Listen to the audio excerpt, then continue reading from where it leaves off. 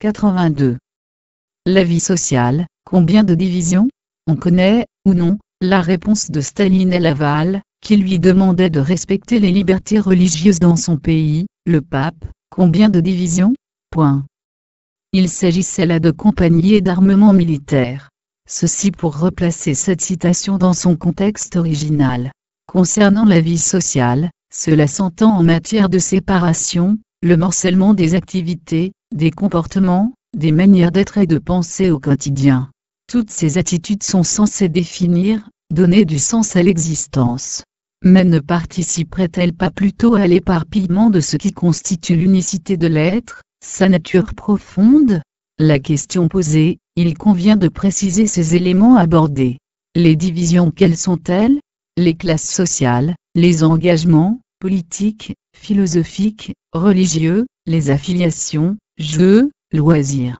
On peut même y adjoindre la famille, qui certes provient d'une fonction biologique, mais s'inscrit également dans un cadre législatif évolutif. Toutes ces structures créent des catégories réunies par une appartenance commune, mais ce lien spécifique oublie l'essentiel, la conscience indivisible. Cette fragmentation répond au modèle ambiant reposant sur deux réponses, acceptation, volontariat ou soumission, ou refus et marginalisation. On pourrait rétorquer avec raison, que la vie en société témoigne avant tout à la satisfaction du plus grand nombre, tout en garantissant la liberté de chacun, souhaitant maintenant un équilibre constant entre aspiration et restriction, latitude et obligation. Que ce modèle, loin d'être parfait, a vocation de s'améliorer. Mais ce serait te mettre à la fois, la nature grégaire de l'être humain, il aime à se regrouper pour partager des intérêts, des valeurs communes, et l'attraction de la conscience émotionnelle. Ces deux éléments combinés semblent pouvoir assurer un bel avenir aux divisions.